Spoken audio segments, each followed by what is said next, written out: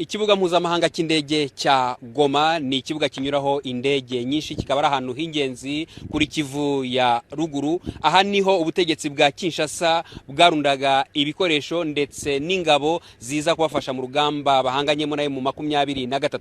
Iki kibuga mpuzamahanga cy'indege cya Goma cyabaye isibaniro ubwo mu 23 yinjiraga mu mujyi wa Goma tariki 26. Aha baharwaniye iminsi 2, urugamba rurakomera. Impamvu rwakomeye nuko hari ingabo zidasanzwe za Kinshasa cyangwa se za Repubulika Demokarasi ya Kongo bita Lehibu cyangwa se ibihunyira. Hakaba kandi hari n'ingabo z'umutwe urinda umukuru w'igihugu GR. Ku rundi ruhande hari FDLR, wa mutwe w'iterabwoba ugizwe n'abasize bahekuye u Rwanda. Abo bose barafite ibikoresho.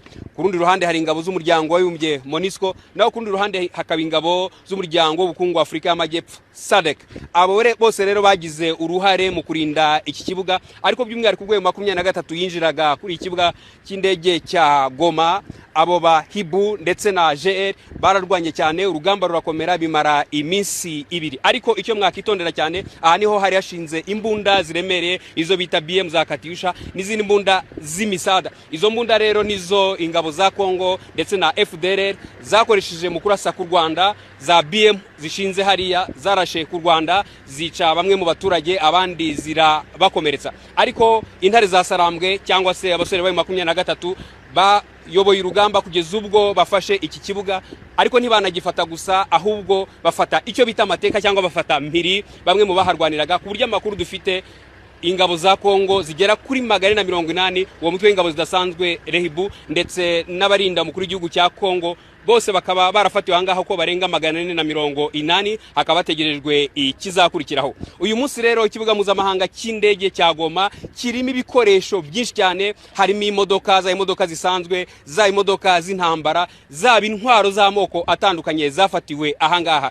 Iki ni ikintu gikomeye cyane kizakomeza no gufasha ayo 23 mu rugamba rwayo irwanamo n'ingabo za leta. Aha ni naho abasenguzi bahera bavuga yuko ingabo za leta ya Kongo ariwe mutera nkunga wa mbere wa 23, kuko ibikoresho nk'ibi ngibi iyo babifashe birabafasha mu rugamba rwabo. Uyu munsi rero tuvugana, Goma iri mu maboko ya M23. Ikibuga mpuzamahanga cy'indege cya Goma nta muntu n'umwe urwanye M23 ushobora kugikoresha, kuko nibo bakigenzuye.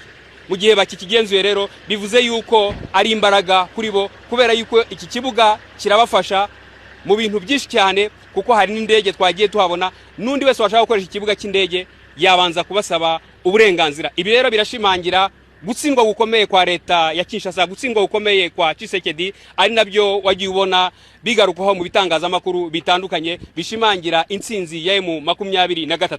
Ubu rero tuvugana, ikibuga mpuzamahanga cy'indege cya Goma kiragenzurwa n'intare za Sarambwe. Abagize umutwe wa 23 nibo bafite ikibuga cy'indege mu mpande zose, nibo bakigenzura, bakaba bagifite mu biganza byabo. Ibi rero bikaba binajyanye n'ibindi bikorwa bakorera muri uyu umujyi wa Goma bafashe icyicaro gikuru cya Kivu y'Amajyaruguru.